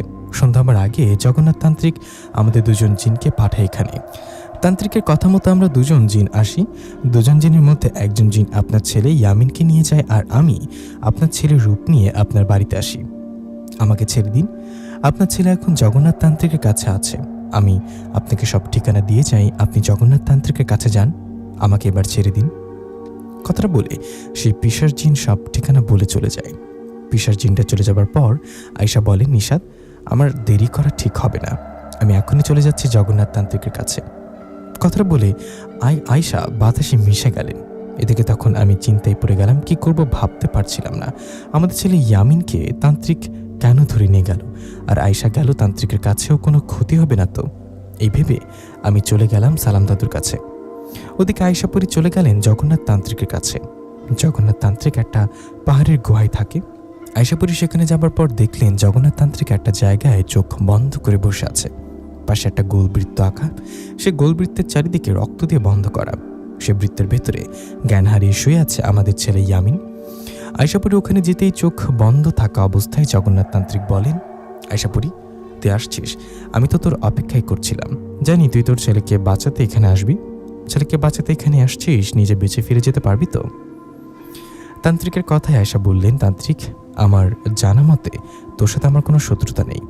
আমার মনে হয় তোর কোনো আত্মীয় বা বন্ধু কিংবা তোর সাথে থাকা কোনো জিন যার সাথে আমার শত্রুতা হয়েছে। তুই কার কথায় আমার ছেলেকে ধরে নিয়ে আসছিস সেটা বল। আয়শা কথা জগন্নাথ তান্ত্রিক খিলখিল করে হাসতে হাসতে বলল, আয়শা, তুই খুব চালাক আছিস, সহজে বুঝতে পারিস সমস্যা কোথায়। তোর ধারণা ঠিক, পেছনে ঘুরে দেখ কে দাঁড়িয়ে আছে। জগন্নাথ তান্ত্রিকের কথায় পেছনে ঘুরে দেখলেন তারানাথ তান্ত্রিক দাঁড়িয়ে আছে। আয়শা তারানাথ তান্ত্রিককে দেখায়। জগন্নাথ তান্ত্রিক বললেন, তারানাথ তান্ত্রিক আমার বন্ধু, ওর সাথে ঘনিষ্ঠ বন্ধুত্ব আমার। আমরা দুজন একটানা 3 বছর সাধনা করছি, অনেকবার পিশাচ সাধনাও করেছি। আমরা দুজনে একে অপরকে সাহায্য করি। 3 দিন আগে তুই আমার বন্ধু তারানাথ তান্ত্রিককে আঘাত করে পাহাড়ের উপর থেকে ফেলে দিয়েছিলি, কিন্তু তারানাথ মাটিতে পড়ার আগে ওর জিনেরা ওকে ধরে ফেলে আর বাঁচিয়ে নেয়। তারানাথ বেঁচে আমার কাছে আসে আর আমার কাছে সাহায্য চায়। প্রিয় বন্ধু সাহায্য চাইবে আর আমি কি সাহায্য করব না, তা কি হতে পারে? না, পারে না। বন্ধু তারানাথকে সাহায্য করতে আমরা জিনদের মাধ্যমে তোর ছেলেকে ধরে নিয়ে আসি। আগামী পরশুদিন অমাবস্যা, সে অমাবস্যায় আমিও তারানাথ মিলে তোর ছেলেকে বলি দিব শয়তানের নামে। জগন্নাথ তান্ত্রিকের কথা আয়শা মুচকি এসে বলল, জগন্নাথ, তোর বন্ধু তারানাথ তান্ত্রিকের কাছ থেকে কি শুনেছিস? আমার কথা থেকে শুনিসনি? আমার কথাও কি বলিনি আয়শাপুরীর শক্তির বিষয়ে? শোন জগন্নাথ, আমার ছেলে ইয়ামিনকে বলি দেওয়ার আগে তোর সহ তোর বন্ধু তারানাথ তান্ত্রিককে মাটির নিচে পুঁতে ফেলবো। নিজে বিপদে পড়তে না চাইলে ছেড়ে দে আমার ছেলেকে। আয়শাপুরীর কথায় ভয়ঙ্কর এক হাসি দেন জগন্নাথ তান্ত্রিক। বলেন, আয়শা, নিজেকে এত শক্তিশালী ভাবিস তাই না? তোর কি মনে হয় না তোর মতো শক্তিশালী জিনপরি দুনিয়াতে আরও আছে?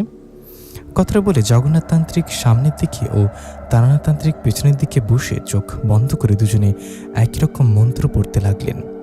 মাঝখানে আয়শাপুরী দাঁড়িয়ে আছে। এভাবে দুজন তান্ত্রিক মন্ত্র পড়ায় হঠাৎ আশেপাশের গাছপালাগুলো নড়াচড়া করে সেখান থেকে সে উপস্থিত হলেন একজন ভয়ানক পরী। সে পরী আসায় জগন্নাথ তান্ত্রিক হাতে করে একটা পাত্রের মধ্যে 1 পাত্র রক্ত এনে সে ভয়ানক পরীকে দিয়ে বললেন, এটা আপনার জন্য ছোট উপহার। এখানে 3 রকম প্রাণীর রক্ত আছে, এটা পান করুন আর আমাদের খুশি করুন।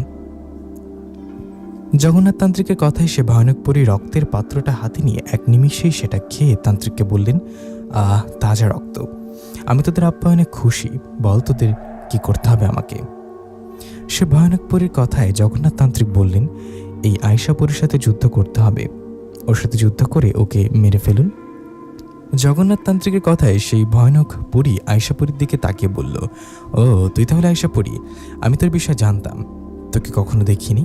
তোর বিষয়ে কিভাবে জানিস? কারণ তোর মতো শক্তি আমার কাছেও আছে। এই বলে সে ভয়ানক পরীটা তার হাত উপরে করে তার হাতে থাকা চুড়িটা আয়শাকে দেখালেন। ভয়ানক পরীটা তার হাতের চুড়ি দেখালে আয়শা পরী বুঝতে পারলেন তার মতো ওই ভয়ানক পরীর হাতেও শক্তিশালী চুড়ি আছে। সেই পরীর চুড়িটা দেখে আয়শা বললেন, দেখুন, আমার হাতে যেমন শক্তিশালী চুড়ি আছে, আপনার হাতেও তেমনই শক্তিশালী চুড়ি আছে। আমাদের দুজনের শক্তিও সমান, তাই এই তান্ত্রিকের কথায় আমার সাথে ঝামেলায় জড়াবেন না। আমার সাথে যুদ্ধ করলে আপনি জয়ী হবেন না, আমি হব। মিছিমিছি দুজনের ক্ষতি হবে। আয়শাপুরীর কথায় সে ভয়ানক পরী বললেন, আমার নাম কি জানিস আয়শাপুরী? আমার নাম হুজ্জাত। আমি কখনো কারোর সাথে যুদ্ধে হারিনি। তোর আমার শক্তির সমান হলেও যুদ্ধে কি জয়ী হবে সেটা সময় বলে দিবে। এই তান্ত্রিকেরা আমাকে নিয়ন্ত্রণ দিয়ে নিয়ে এসে রক্ত দিয়ে খুশি করেছে। আমি যদি এদের কথা না রাখি তাহলে তো ওয়াদার বরখেলাপ হবে। আমি আমার কথা রাখবো, তো সাহস থাকে তো আমার সাথে যুদ্ধ কর, নইলে মর। কথাটা বলে সে হুজ্জাজ ভয়ানক পুরীটা আয়শাপুরীর দিকে এগিয়ে আসে। এদিকে তখন আয়শাপুরীও রেখে হুজ্জাত পুরীর দিকে এগিয়ে যায়। শুরু হয় দুজনের মধ্যে যুদ্ধ। দুজন সমানভাবে যুদ্ধ করছে, একজন আরেকজনকে আঘাত করছে। এভাবে বেশ কিছুক্ষণ যুদ্ধ চলার পর তারানাথ তান্ত্রিক ও জগন্নাথ তান্ত্রিক মিলে আয়শাপুরীর শরীরে মন্ত্র পড়ার শুকুরের রক্ত ছিটিয়ে দেন। আয়শাপুরীর শরীরে মন্ত্র পড়ার শুকুরের রক্ত পড়ায় আয়শাপুরী দুর্বল হয়ে পড়েন। আর তখনই হুজ্জাত পুরী আয়শাপুরীকে একের পর এক আঘাত করতে থাকেন। আয়শাপুরীকে হুজ্জাতপুরীকে আঘাত করতে হুজ্জাতপুরীর আঘাতে আয়শাপুরী আহত হয়ে পড়ে যান। আর তখনই সেখানে আসেন বড় বাবা জিন। মনে আছে আয়শাপুরী যখন তান্ত্রিকের কাছে আসছিল তখন আমি সালাম দাদুর বাড়িতে গিয়েছিলাম। আমি সালাম দাদুর বাড়িতে গিয়ে দাদুকে সব খুলে বলি। তখন সালাম দাদু তার সাথে থাকা বড় বাবা জিনকে ডাকেন। সালাম দাদুর ডাকে বড় বাবা জিন আসলে দাদু বড় বাবা জিনকে আয়শাপুরীর কাছে আসতে বলেন। সালাম দাদুর কথায় বড় বাবা জিন আয়শাপুরীর কাছে এসে দেখেন আয়শাপুরী আহত হয়ে পড়ে আছে। আয়শাপুরীর এমন অবস্থা দেখে বড় বাবা জিন হুজ্জাতপুরীর সাথে যুদ্ধ না করে আয়শাপুরীকে নিয়ে সেখান থেকে চলে আসে সালাম দাদুর বাড়িতে। বড় বাবা জিন আয়শাপুরীকে নিয়ে আসায় আমিও সালাম দাদু অবাক হয়ে বলি, কি হয়েছে আয়শাপুরী? আমারও সালাম দাদুর কথার জবাবে বড় বাবা জিন সব ঘটনা খুলে বলেন। আয়শাপুরীর এমন অবস্থা দেখে আমি কান্না করতে থাকি। তখন বড় বাবা জিন বলেন, আয়শাপুরী অসুস্থকে জিন হেকিম দেখাতে হবে। আমি ওকে জিন রাজ্যে হেকিমের কাছে নিয়ে যাই, ওর চিকিৎসা হলে চলে আসবে। কথাটা বলে দেরি না করে আয়শাপুরীকে নিয়ে চলে গেলেন বড় বাবা জিন। এদিকে তখন আমি কান্নায় ভেঙে পড়লাম। সালাম দাদু আমাকে শান্ত করে বললেন, নিশাত কান্না করিস না, আয়শা তো আল্লাহর রহমতে মারা যায়নি, বেঁচে আছে। ওর চিকিৎসা হলেও সুস্থ হয়ে যাবে, তুই চিন্তা করিস না। তুই আমার কাছে থাক, নইলে বাড়িতে যা, আয়শা একটু সুস্থ হলে চলে আসবে। সালাম দাদুর কথায় কান্না ভরা চোখে দাদুকে বললাম, আমি বাড়িতে যাই, নইলে মা বাবা চিন্তা করবে। তুমি কোনো খোঁজ পেলে জানাবে আমাকে।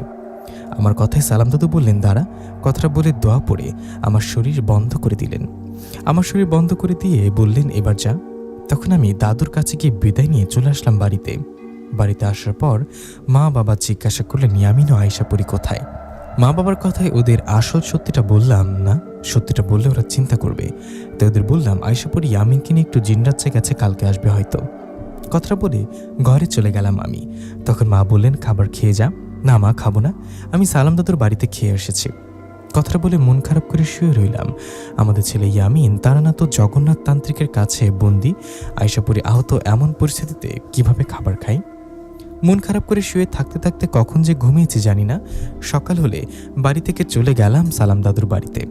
দাদুর কাছে গিয়ে বললাম, দাদু আয়শার কোনো খোঁজ পেলে কি? তখন দাদু মাথা নাড়িয়ে বললেন, না। এদিকে এমন সময় আয়শাপুরী আমাদের কাছে আসলেন। আয়শাকে দেখে খুশি হয়ে বললাম, আয়শা তুমি ঠিক আছো? আমার কথা জবাবে আয়শা বললেন, নিশাত আল্লাহর রহমতে আমি মোটামুটি ভালো আছি। আমাদের এখনই যেতে হবে ওই তান্ত্রিকের কাছে। কালকে অমাবস্যা রাত, কাল ওরা আমাকে আমার ছেলেকে বলি দিবে। কি? আমাদের ছেলেকে বলি দিবে? আমার কথা জবাবে মন খারাপ করে আয়শা বললেন, হ্যাঁ, কালকের আগে আমাদের ছেলেকে বাঁচাতে হবে। দাদু আমার সাথে এখনই চলুন সেই পাহাড়ের কাছে, যে পাহাড়ের গুহায় জগন্নাথ তান্ত্রিক থাকে। আয়শার কথায় আমিও সালাম দাদু রেডি হয়ে সেই জঙ্গলের দিকে যেতে লাগলাম। এদিকে আয়শাপুরীও আছে আমাদের সাথে। আমরা হাঁটতে হাঁটতে একসময় পৌঁছে গেলাম সেই পাহাড়ের কাছে তান্ত্রিক যেখানে ছিল সেখানে। সে জায়গায় গিয়ে দেখলাম গুহা ফাঁকা, আশেপাশে কেউ নেই। এমন অবস্থায় সালাম দাদু বললেন, এখানে তো কেউ নেই, তারা তো জগন্নাথ তান্ত্রিক এখান থেকে অন্য কোথাও গেছে মনে হয়। আয়শা তুমি খোঁজ নিয়ে দেখো তো ওরা কোথায় গেছে। দাদুর কথা আয়শা বাতাসে মিশে গেলেন আর বেশ কিছুক্ষণ খোঁজ নিয়ে আবারও আমাদের সামনে আসলেন। আয়শা এসে বললেন, দাদু আমি তো ওদের বিষয়ে কিছুই জানতে পারলাম না। ওরা এই পুরো জঙ্গলে কোথাও নেই, জঙ্গলে তো নেই, জিনরাজ্যেরও কোথাও নেই। এক কথা যদি বলতে হয় তাহলে ওদের কোনো রকম খোঁজ আমি পেলাম না। আয়শাপুরীর কথায় সালাম দাদু বললেন, চলো বাড়িতে যাই, বাড়িতে গিয়ে বড় বাবা জিনকে খোঁজ নিতে বলি। যদি বড় বাবা জিন খোঁজ নিতে না পারে তাহলে সাজ্জাদ জিনের দাদুকে দিয়ে খোঁজ নেয়াবো। সালাম দাদুর কথায় আমরা সেখান থেকে বাড়িতে চলে যাব। এমন সময় সালাম দাদু থেমে গেলেন আর বললেন, 1 মিনিট। আয়শা তুমি কি বললা, ওদের কোনো রকম খোঁজ পাচ্ছিলে না? এর মানে তারানাথ ও জগন্নাথ তান্ত্রিক মিলে কালো জাদুর মাধ্যমে নিজেদের মায়াজালে আবদ্ধ করে রাখছে, যার ফলে আমরা বা আয়শাপুরী তুমি কেউই ওদের খোঁজ নিতে বা ওদের বিষয় জানতে পারছো না। কথাটা বলে সালাম দাদু আমাকে বলে, নিশাত আমাকে একটু শুকনো মাটি বা ধুলে এনে দিত। সালাম দাদুর কথায় আমি এক মুঠো ধুলো দাদুর হাতে দিয়ে সালাম দাদু দোয়া পরে সেই ধুলোটা ফু দিয়ে বাতাস উড়িয়ে দিলেন। সালাম দাদু ফু দিয়ে ধুলো বাতাস উড়িয়ে দেওয়ায় সেই জায়গায় সহ আশেপাশে সব মায়া জাদু কেটে গেলেন। আর তখনই আমরা দেখলাম তান্ত্রিক ও জগন্নাথ তান্ত্রিক ওখানে সেই পাহাড়ের গুহায় বসে আছে। পাশে আমাদের ছেলে ইয়ামিন শুয়ে আছে। দেখছেন কি অবস্থা? ওরা এতক্ষণ এখানেই ছিল, কিন্তু আমরা ওদের দেখতে পারিনি, কারণ এই জায়গাটা মায়া জাদু করা ছিল। পরে সালাম দাদু দোয়া পরে ধুলো সেখানে উড়িয়ে দেয়, মায়া জাদু কেটে যায়, আর আমাদের উপরে ওদের দেখতেও পাই। আমরা ওদের দেখায় জগন্নাথ ও তারানাথ তান্ত্রিক হেসে বলল, সালাম, তুই বড় চালাক আছিস। আমাদের মায়াজাল তো কাটালি, কিন্তু এখান থেকে বেঁচে কিভাবে যাবি? গতকাল আয়শাপুরী বেঁচে ফিরতে পেরেছে ঠিকই, কিন্তু আজ পারবে না। তান্ত্রিকের কথায় আয়শাপুরী রেগে বললেন, তান্ত্রিক, তোকে শেষবারের মতো বলছি, আমার ছেলেকে ছেড়ে দে। যদি মরতে না চাস তো ছাড়োকে। আয়শার কথায় জগন্নাথ ও তারানাথ তান্ত্রিক হেসে বলল, আয়শাপুরী, তোকে শেষবারের মতো বলছি, নিজের ছেলের মুখটা ভালো করে দেখে নে, কারণ কাল অমাবস্যা রাতে এক কোপে ওর মাথা কেটে ওকে মেরে ফেলা হবে। তান্ত্রিকের কথায় আয়শা রেগে ওদের দিকে এগিয়ে যেতে থাকলে সামনে এসে দাঁড়ালেন সেই হুজ্জাত ভয়ানক পরীটা, যার সাথে কাল যুদ্ধ হয়েছিল। হুজ্জাত পরীর সামনে এসে দাঁড়িয়ে বললেন, কি আয়শাপুরী, কাল মরতে মরতে বেঁচে গিয়েছিস, আজকে আবার আমার সাথে যুদ্ধ করতে আসছিস? তোর কি মরণের ভয় নেই? হুজ্জাতপুরী আয়শার কথায় কোনো রকম কথা না বলে হুজ্জাতপুরীকে আঘাত করে ফেলে দিলেন। আয়শাপুরীর এভাবে আঘাতে হুজ্জাতপুরী পড়ে গিয়ে উঠে আয়শাপুরীকে ধরলেন। শুরু হলো কালকের মতো যুদ্ধ। এভাবে বেশ কিছুক্ষণ যুদ্ধ হতেই সেখানে আসলেন ফাতেমাপুরী। ফাতেমাপুরী কে জানেন? ফাতেমাপুরী হলো আয়শাপুরীর বান্ধবী বলতে পারেন। আয়শাপুরীর হাতে যেমন শক্তিশালী একটা চুড়ি আছে, ফাতেমাপুরীর হাতেও তেমনই শক্তিশালী একটা চুড়ি আছে। একদিন আয়শাপুরী ফাতেমাপুরীকে সাহায্য করেছিল, তখন থেকেই আয়শা ও ফাতেমাপুরীর মাঝে বন্ধুত্ব। তো সেখানে ফাতেমাপুরী আসায় আয়শাপুরী হেসে বলল, হুজ্জাত, কেমন লাগলো আমার প্ল্যান? আমি ফাতেমাপুরীকে আগেই বলে রেখেছি আশেপাশে থাকতে, এখন আমাদের দুজনের হাত থেকে কোথায় পালাবি? কথাটা বলে আয়শাপুরী ও ফাতেমাপুরী হুজ্জাতপুরীকে আঘাত করতে লাগলেন। এদিকে এমন সময় তারানাথ ও জগন্নাথ তান্ত্রিক বললেন, আয়শাপুরী থাম থাম বলছি। তান্ত্রিকের কথায় আয়শা ও ফাতেমাপুরী হুজ্জাতপুরীকে আঘাত করা বন্ধ করলেন। তখন জগন্নাথ তান্ত্রিক বললেন, আয়শাপুরী, তুই তো তোর প্ল্যান দেখালি, এবার আমরা আমাদের প্ল্যান দেখাই। জানি তুই আমাদের সাথে চালাকি করবি, তাই গত 2 দিন ধরে খোঁজ নিয়ে তোর পুরো শত্রুকে আমন্ত্রণ জানিয়েছি। এখন আমাদের সামনে আসবে তোর পুরনো শত্রু। তান্ত্রিকের কথায় আয়শা অবাক হয়ে বলল, পুরনো শত্রু? কে সে পুরনো শত্রু? তখন তারানাথ ও জগন্নাথ তান্ত্রিক বললেন, তোর পুরনো শত্রু লাজিজা পেতনি। লাজিজা পেতনির বিষয় যারা জানেন না তাদের বলছি, 1 মাস আগে অভিশপ্ত পেতনি নামে একটা গল্প আপলোড করা হয়েছিল। সে গল্পে ভয়ানক এক পেতনির কাহিনী ছিল, যার নাম ছিল লাজিজা পেতনি। লাজিজা পেতনি একটা বিশেষ ক্ষমতা হলো ও মানুষের শরীরে রোগ ছড়াতে পারে। লাজিজা পেতনি তার জিহ্বা সাপের মতো লম্বা করে মানুষের শরীরে লাগালেই সেই মানুষটার শরীরে ঘা হয়, আর তার শরীরের মাংস পচে গলে সে মারা যায়। তো সেই গল্পে আয়শাপুরী লাজিজা পেতনিকে মারতে পারেনি। লাজিজা পেতনি পালিয়ে গিয়েছিল অনেক দূরে। আজ এতদিন পর তারানাথ ও জগন্নাথ তান্ত্রিক মিলে সেই লাজিজা পেতনির খোঁজ পেয়ে ওকে ফিরে নিয়ে আসছে। লাজিজা পেতনি ও আয়শাপুরীর ওই গল্পটার নাম অভিশপ্ত পেতনি। আপনার অভিশপ্ত পেতনি লিখে সার্চ করলে পাবেন আয়শাপুরীর 17 নম্বর গল্পটা। আমি ভিডিও ডেসক্রিপশন বক্সে অভিশপ্ত পেতনির গল্পের লিঙ্ক দিয়ে দেব, যারা শুনে নেবেন। আমি শুরু করছি গল্প। তো তান্ত্রিকের মুখে লাজিজা পেতনির কথা শুনতেই সেখানে উপস্থিত হন লাজিজা পেতনি। লাজিজা পেতনি ভয়ে ভয়ঙ্কর এক হাসি দিয়ে বলেন, কেমন আছিস রে আয়শাপুরী? আমি কিন্তু ভালো নেই। কিভাবে ভালো থাকবে বল? তুই যে আমাদের পুরনো শত্রু। আমি সব ভুলতে পারলেও তোর দেয়া আঘাতের কথা বলতে পারি না। আমি তোর আঘাত অনেক দূরে পালিয়ে গিয়েছিলাম, অনেক দূরে গিয়ে সাধনা করে নিজের শক্তি আরও বাড়িয়েছিলাম। আমি তো তোর কাছে একদিন না একদিন ফিরে আসতাম প্রতিশোধ নিতে, কিন্তু এখনই যে আসতে হবে ভাবিনি। এই তান্ত্রিকদের আমন্ত্রণ পেয়ে ওদের সাথে কথা বলার তোর কথা আমাকে বলেছে। ওরা আরও বলেছে তোকে মারতে সাহায্য করবে আমাকে। লাজিজা পেতনির কথায় আয়শাপুরী বললেন, লাজিজা, তুই গ্রামের অনেক মানুষের ক্ষতি করেছিলি, আমার স্বামীর শরীরেও রোগ ছড়িয়েছিস। তোকে সেদিনই মারতে পারিনি, সেদিন তোকে মারতে পারিনি, তাতে কি আজকে মারবো? তুই নিজে থেকে আমার কাছে এসে ধরতে ভুল করেছিস। কথাটা বলে আয়শাপুরী ও ফাতেমাপুরী লাজিজা পেতনির দিকে এগিয়ে যেতে লাগলে লাজিজা পেতনি তার জিহ্বা সাপের মতো করে বের করে আমাদের ছেলে ইয়ামিনের কাছাকাছি নিয়ে গেলেন আর বললেন, আয়শাপুরী, আমার দিকে আর 1 পা এগোলে আমি তোর ছেলেকে আমার জিহ্বা দিয়ে স্পর্শ করব। আর তখনই তোর ছেলের মাঝে রোগ ছড়িয়ে যাবে। তুই কি চাস তোর ছেলের শরীরে ভয়ঙ্কর পচন রোগ ছড়াক? লাজিজা পেতনির কথায় আয়শা ও ফাতেমা পরি থেমে গিয়ে বললেন, না না লাজিজা, আমার ছেলেকে কিছু করবি না, ওর শরীরে তোর জিব্বা লাগাবি না, বলে দিলাম। আয়শা পরির কথায় লাজিজা পেতনি বললেন, ছেলের প্রতি মায়া থাকে তো সামনে এগোবি না, একটু এগোলে তোর ছেলেকে স্পর্শ করব। লাজিজা পেতনির কথায় আয়শা ও ফাতেমা পরি চুপ করে দাঁড়িয়ে রইলেন। এদিকে এমন সময় হুজ্জাত পরি আয়শা ও ফাতেমা পরিকে আঘাত করতে লাগলেন।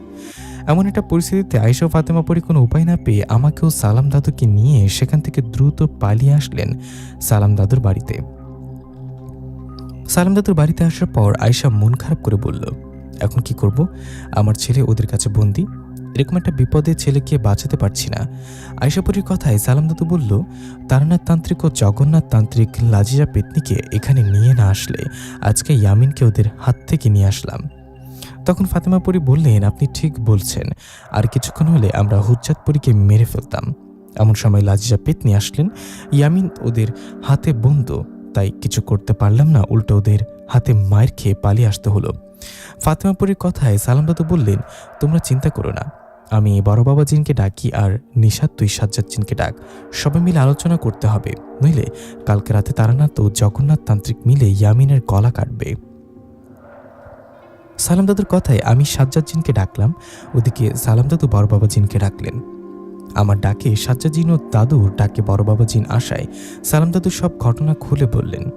সব শুনে বড় বাবা জিন বললেন, তাহলে তো সমস্যা, ইয়ামিন ওদের কাছে বন্দি, এতেই তো আমরা ওদের কাছে ছোট, নইলে শক্তি তো ওদের থেকে আমরা অনেক বেশি। কাল ওরা ইয়ামিনকে বলি দিবে, এর আগে আমাদের যা করার করতে হবে। বড় বাবা জিনের কথায় সাজ্জাদ জিন বললেন, আমার মনে হয় এখানে শক্তির খেলা না খেলে বুদ্ধির খেলা আগে খেলতে হবে।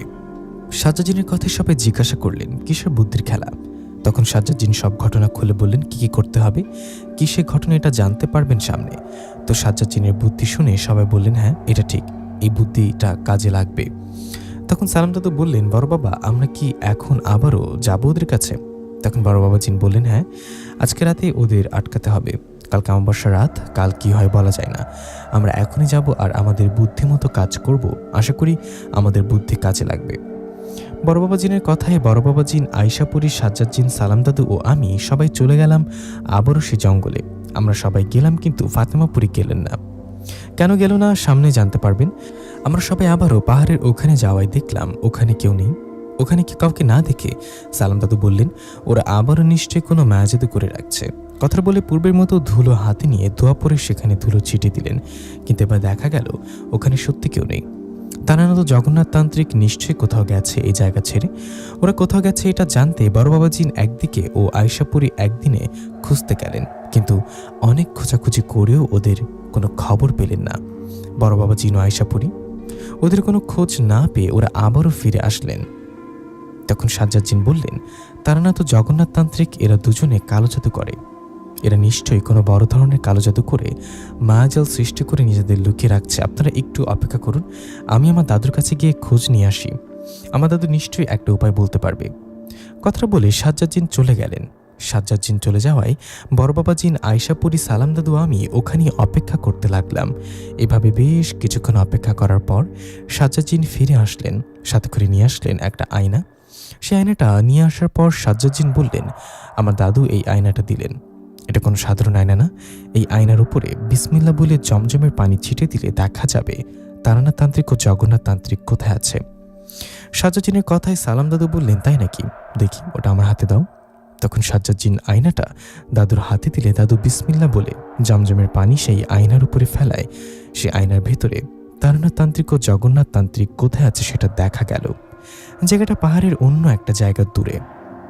তো সেই জায়গায় খোঁজ পেয়ে সবাই মিলে ওখানে গেলাম। ওখানে গিয়েও শুরুতে ওদের দেখা যাচ্ছিল না। ওখানে গিয়ে দাদু আশেপাশে জমজমের পানি ছিটিয়ে জায়গাটা পবিত্র করায় সেখানকার মায়াজাল কেটে যায়, আর আমরা তারানাথ তান্ত্রিক ও জগন্নাথ তান্ত্রিককে দেখতে পাই। আমরা ওদের দেখে জগন্নাথ তান্ত্রিক বলেন, তোরা আবার আসছিস, পরপর 2 বার আমাদের হাত থেকে বেঁচে গেছিস, এবার আর বাঁচতে পারবি না। কথাটা বলে জগন্নাথ তারানাথ তান্ত্রিক উঠে দাঁড়িয়ে হাততালি বাজালেন। ওরা হাততালি বাজানোর সাথে সাথে আমাদের চারিদিক থেকে ঘিরে ধরলেন কয়েকশো জিন। জিনগুলো আমাদের ঘিরে ধরায় তারানাথ তান্ত্রিক বললেন, এখন কোথায় পালাবি? কথাটা বলে আবারও হাতে তালি দেয়ায় আমাদের সামনে আসলেন হুজ্জাতপুরি ও লাজিজা পেতনি। ওরা আশায় লাজিজা পেতনি আমাদের ছেলে ইয়ামিনের কাছে গিয়ে দাঁড়ালো, কারণ আয়েশাপুরি যদি হঠাৎ ওদের মধ্যে কারোর উপর আক্রমণ করে তাহলে লাজিজা পেতনির সাথে সাথে ইয়ামিনের শরীরে ওর বিষাক্ত জিহ্বা লাগিয়ে রোগ ছড়িয়ে দিবে। লাজিজা পেতনি ইয়ামিনের পাশে দাঁড়িয়ে, এদিকে তখন হুজ্জাতপুরি এগিয়ে এসে আয়েশাপুরি, বড় বাবা জিন ও সাজ্জাদ জিন সবাইকে আঘাত করতে লাগলেন। হুজ্জাতপুরি সবাইকে আঘাত করছে, ওইদিকে তারানাথ তান্ত্রিক ও জগন্নাথ তান্ত্রিক বিকট শব্দে হাসতে লাগলেন।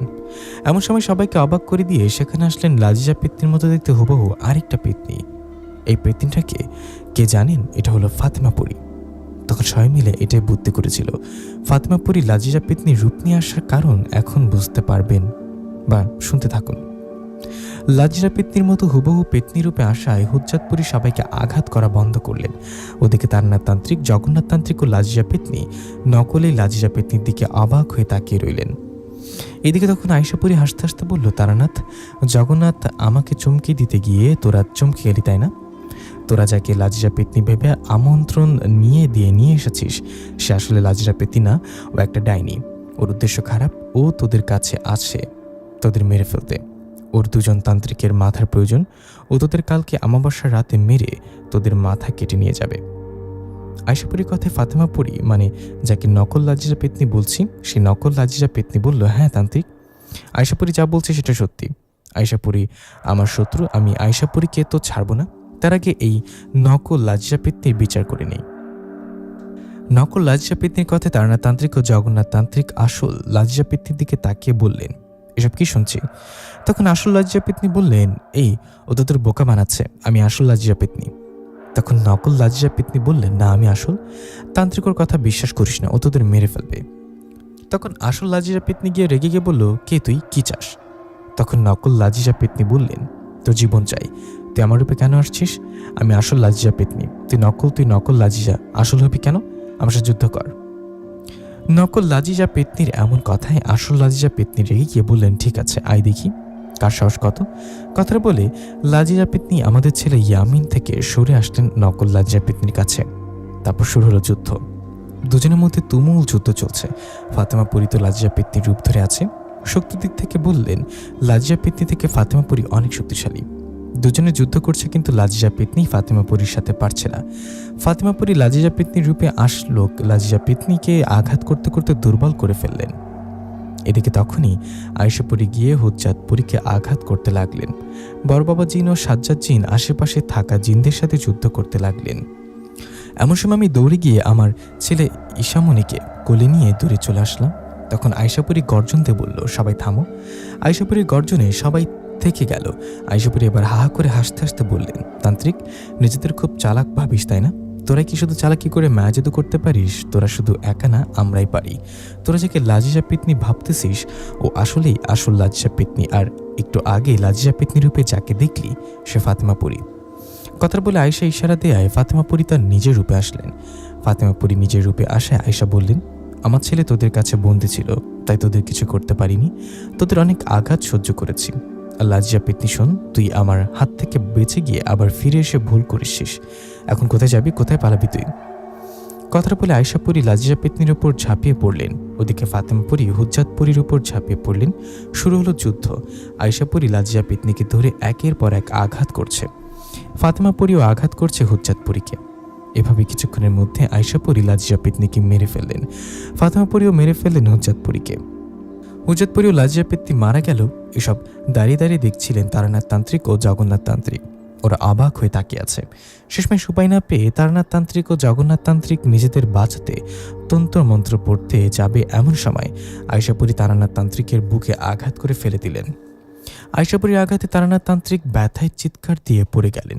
এদিকে তখন আয়েশাপুরি তারানাথ তান্ত্রিকের বুকের ওপর পা রেখে এমন জোরে চাপ দিলেন যে তারানাথ তান্ত্রিক ওখানেই মারা গেলেন।